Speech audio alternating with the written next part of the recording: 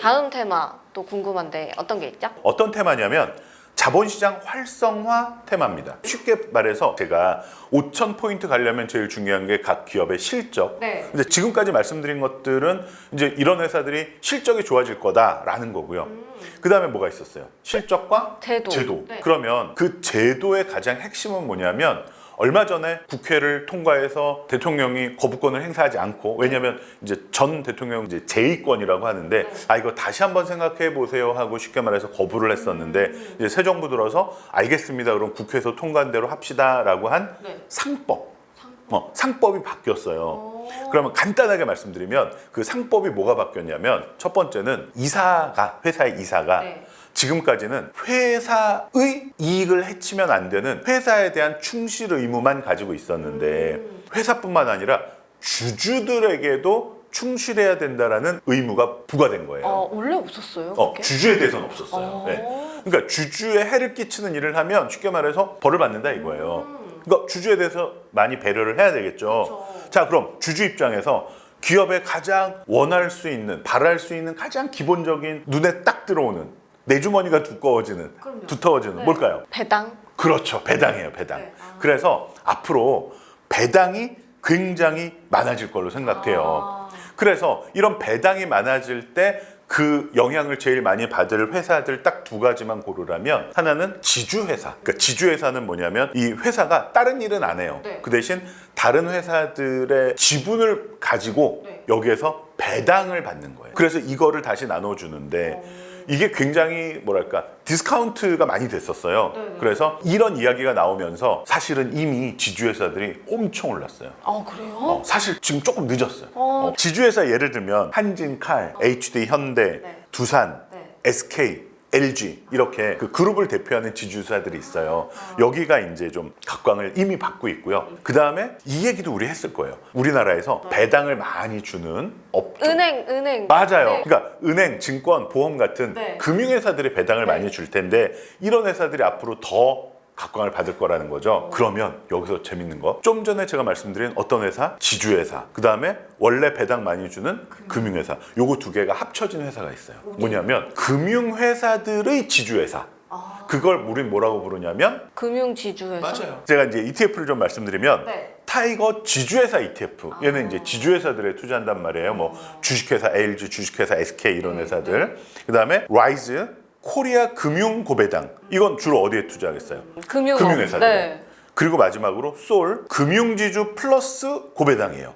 그러니까 얘는 아까 말씀드린 금융지주회사 KB금융, 하나금융지주, 신한지주, 우리금융지주, 한국금융지주 이런 회사들이 무슨 회사예요? 금융지주회사예요. 요런 데가 이미 많이 올랐어요.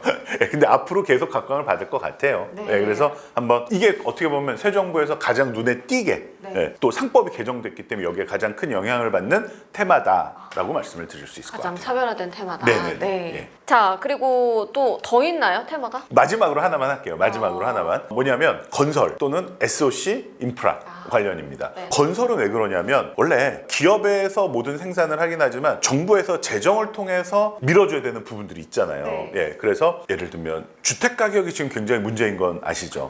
그래서 이제 뭐라고 발표했냐면 새로운 신도시를 또 발표하는 것보다는 이미 발표된 신도시의 속도를 높이겠다. 그러면 결국은 그 일은 누가 다 해야 돼요? 건설사가. 그러니까 건설사들의 일감이 굉장히 많이 늘어날 걸로 보이고요. 또 정부에서 할 수 있는 게 SOC 투자란 말이에요. 그러니까 우리 왜 지난번에 맥쿼리 인프라 얘기하면서 했던 것처럼 뭐 도로, 터널 뭐 이런 것들에 굉장히 충분한 인프라를 또 만들려고 할 겁니다. 이거는 한국이나 미국이나 마찬가지인 것 같아요. 새 정부 들어오면 인프라 투자, 건설 이런 쪽에 포커스가 좀 맞춰질 거라고 보입니다. 근데 이건 ETF가 그렇게 다양하진 않아요. 그냥 깔끔하게 코덱스 건설 ETF. 그럼 건설 회사들에 주로 투자하겠죠. 그다음에 타이거 200 건설 ETF. 역시 이제 건설에 관련된. 왜냐하면 그 SOC 투자도 결국은 누가 지어야 돼요? 건설회사가. 그래서 이런 회사들에 투자하는 거. 그리고 하나 더 추가한다면 요새는 SOC 중에서 또 뭐가 관심을 많이 갖냐면요. 아까 우리 맨 처음 했던 테마가 뭐였죠? AI 반도체. 자, AI 반도체의 가장 큰 포인트가 뭐냐면 AI 반도체를 잘 만드는 것도 중요하지만 얘가 뭐를 많이 먹게 해요. 전기를? 맞아요. 전기를 엄청 먹어요. 네. 예. AI 반도체를 모아놓은 이제 보통 데이터 센터라고 하는데 이 데이터 센터 하나가 웬만한 작은 도시에 쓰는 전기만큼을 먹어요. 그러면은 이제 그거를 되려면 네. 뭐 소위 말하는 발전소, 변전소, 전기 인프라 이런 게 또 중요하거든요. 그래서 요런 쪽에 또 들어가야 되고 또 그 전기를 많이 먹고 이 AI 반도체가 일을 하면 뭐를 많이 뿜어낼까요? 열을 많이 맞아요. 뿜어내게. 열을 엄청 뿜어내고 그거를 해결을 못하면 고장이 나버려요. 쿨링을 계속 해줘야 돼요. 네, 전문 용어 나왔습니다. 아. 쿨링. 네, 그래서 이 쿨링을 어떻게 할 것이냐가 또 굉장히 중요한 AI 산업에서 이슈거든요. 그래서 지금까지는 뭐 에어컨이나 뭐 이런 걸로 했는데 이걸로도 감당이 안 되는 거예요. 그래서 요새는 막 물로 쿨링을 하는 기술, 뭐 이런 것들도 개발되고 해서. 네. 그래서 어떤 데는 그 데이터 센터를 물에다 담궈요. 그래야 이 열을 감당을 할 수 있을 것 같다고 해서 뭐 그런 아이디어가 나올 정도로 그래서 데이터 센터는 어디에 맞냐면 이 적도에서 먼 쪽 그러니까 북극 가까운데 남극 가까운데 여기에 데이터 센터가 많아요. 그래야 전기값이 덜 들고 열 관리가 되기 때문에 네. 그래서 이제는 데이터 센터 AI는 열과의 싸움이에요. 전기를 먹고 열을 뿜어내는 얘네들을 어떻게 할 것이냐 이게 굉장히 중요한 이슈가 됩니다. 태백 이런 데 지으면 좋겠네요. 괜찮겠네요. 네, 여름에도 시원해가지고. 자, 그렇다면은 지금 5가지 테마를 알려주셨는데 이 ETF들 중에서 초보자 입장에서는 그래도 좀 변동성이 적은 네. 손해보기 싫거든요. 네. 네, 어디에 들어가면 괜찮겠다. 그래도 제일 접근하기 쉬운 거는 직관적으로 딱 보이는 게 아까 쌤이가 말했던 배당. 배당. 그러니까 그 자본 활성화 관련된 ETF, 상법 개정 관련된 ETF, 그래서 금융지주나 지주회사. 네. 요게 이제 제일 직관적으로 접근하기 쉬울 것 같고요. 네. 두 번째는 이미 익숙한.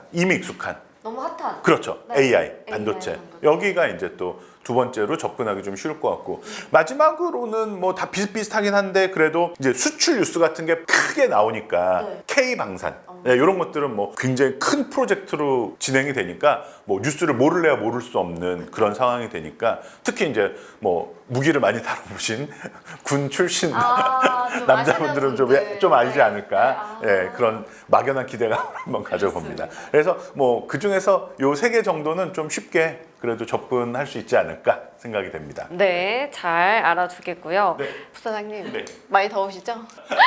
진짜. 여름엔 반팔이죠? 네, 그렇죠. 열정적으로 소개를 해주시다 보니까 이게 어쩔 수가 없어요. 잘 모르시겠지만 이 방이 좀 덥습니다. 많이 좀 덥습니다. 많이 네. 덥습니다. 자, 그래서 오늘 시원하게 다시 옷을 갈아입으셨으니까 이번에는 이 시점에서 이 정책수의 ETF를 고를 때 어떤 점들을 좀 더 눈여겨 봐야 된다라는 게 있을까요? 뭐 크게 보면은 아까 말씀드렸던 것처럼 이제 실적과 제도라고 말씀드렸고요. 하나하나 보면 반도체 같은 경우에는 뭐 뉴스에 워낙 많이 나오잖아요. SK하이닉스가 얼만큼 수출했다, 뭐 삼성전자가 뭐 기술을 어떻게 했다, 뭐 이런 게 나오니까 역시 그 AI는 수출에 이제 관심을 가져야 되고요. 산업통상자원부에서 나오는 전달까지의 수출입 동향을 보면은 자세하게 나온다라는 말씀 드렸었던 거. 두 번째는 이제 방산 같은 경우도 이제 아까 말씀드렸던 것처럼 큰 뉴스들이 나온단 말이에요. 사실 우리나라가 이게 무기 수출이 제대로 된 게 얼마 안 됐어요. 그래서 어떻게 보면 굉장히 정부에서도 밀어주고 있고 이게 반도체 팔듯이 그냥 회사에서 나가서 수출하는 게 아니에요. 이 무기 수출은 정부하고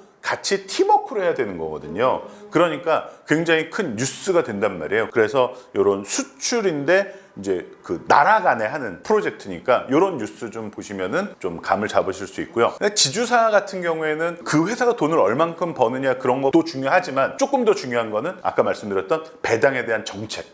예를 들면 아직 확정되지 않았지만 배당 소득에 대한 분리과세가 확정된다 그러면 한 단계 더 점프업 할 수 있을 거고요. 뭐 이런 식으로 그 배당에 대한 정책이 앞으로 굉장히 좀 많이 바뀔 것 같아요. 그런 거에 좀 포커스 맞춰주시면 될 것 같고 재생에너지 같은 경우에는 솔직히 좀 이런 게 있어요. 재생에너지의 단가가 원유나 석탄이나 LNG보다 비싸요. 그런데도 불구하고 정부에서 정책적으로 그거를 사주는 거거든요.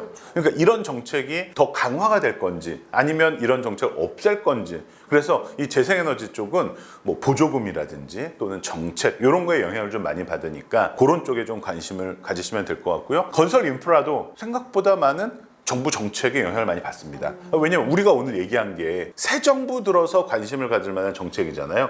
그러니까 새 정부에서 이제 공약을 얼만큼 구체적인 정책으로 실현을 하느냐 요거에 좀 포커스를 맞추면 이 테마가 실질적으로 어떤 실적으로 이어질지 요거를 연결해서 좀 관심을 가지시면 될 것 같아요. 신경 써야 될 게 많네요. 그러네요. 네. 마지막으로 이 전체적으로 좋아질 일도 하나 있어요. 뭐가 있을까요? 좋아졌으면 좋겠네요. 바로 뭐냐면 어쨌든 2025년에는 실패했지만 MSCI 지수 MSCI. 예. 뭐냐면 모건 스탠리 캐피탈 인터내셔널 회사에서 지표를 만든 거예요. 자, 이런 나라에 얼만큼씩 주식을 투자하면 좋아. 그 나라에 이런 회사를 투자하면 좋아. 이런 회사 주식에 몇 퍼센트 투자하면 좋아. 이거를 전 세계를 대상으로 만든 표가 있고 글로벌 펀드들은 그 MSCI 지수에 따라서 투자하는 경우가 대부분이에요. 근데 우리나라는 선진국 지수에 못 들어가고 현재는 신흥국 지수에 있어요. 그런데 제 생각에 이렇게 제도가 바뀌고 실적이 좋아지면 내년이나 후년에는 MSCI 선진 지수에 편입이 되면 전체적으로 엄청 좋아지겠죠. 왜냐하면 우리나라 주식시장이 점프업 할 수 있는 가장 확실한 방법은 누가 우리나라 주식을 많이 사는 거다? 외국인. 그렇죠. 예, 외국인이 많이 사는 거예요. 그래서 이런 것도 있어요. 외국인들이 많이 사는 주식은 뭘까를 한번 들여다보는 것도 또 중요한 포인트가 될 수 있어요. 제가 예를 하나 들어드릴게요. 아까 우리 금융지주사 중에 KB금융 아시죠? KB금융 주식을 외국인 투자자가 몇 퍼센트쯤 가지고 있을까요? 놀라지 마세요. 많이 가졌어요? 77% 이상 가지고 있어요. 어머나. 그 다음에 하나금융지주도요. 네. 거의 67% 정도를 가지고 있어요. 와. 장난 아니죠. 네. 그러니까 우리나라 주식시장에 물론 종목별로 다 차이는 좀 있지만 외국인 투자자들이 얼만큼 지분을 사느냐가 굉장히 주가에 영향을 많이 끼치기도 합니다. 그래서 외국인 투자자의 동향도 같이 좀 살펴보면 더 좋을 것 같아요. 우리한테 좋은 건 외국인 투자자들도 좋은 거거든요. 그쵸. 그러니까 외국인 투자자들도 이런 정책이나 실적을 아주 면밀하게 관찰을 하고 있으니까 좀 외국인 투자자의 투자 동향도 관심을 가지면 도움이 되실 겁니다. 네. 이렇게 오늘 부사장님께 여쭤볼 거는 끝이 났어요. 하지만 끝은 맘대로 못 끝냅니다. 왜냐면 이제 파이널 테스트를 해서 통과를 해야 끝납니다. 쉬운 문제입니다. 5,000포인트를 갈 수 있냐고 물어봤었잖아요, 맨 그렇죠. 처음에. 네. 그래서 제가 이 두 가지 요건이 맞다면 갈 수 있을 거다라고 했잖아요. 그 두 가지 요건은 뭘까요? 생각해보세요. 하나가 기억이 안 나. 힌트. 네. 하나는 기업이 해야 되는 일이고 하나는 정부가 해야 되는 일입니다. 실적. 그렇죠. 네. 근데 그 실적은 주로 뭐로 인해서 일어나더라? 실적은 수출을 그렇죠, 통해서 그렇죠. 네. 그리고 정부가 해야 될 일. 정책, 제도. 그렇죠. 제도. 제도. 네. 그래서 오늘 이제 그 공약이라든가 이런 내용을 실제로 얼만큼 제도화하느냐, 정책화하느냐, 요거에 관심을 갖고 보면 진짜 좀 더 재밌게 투자를 할 수 있을 것 같고요. 쌤이 오늘 굉장히 실력이 향상된 거를 피부로 느낄 수 있었어요. 네, 알겠습니다. 그럼 기대하겠습니다. 박수 한번 주세요. 저.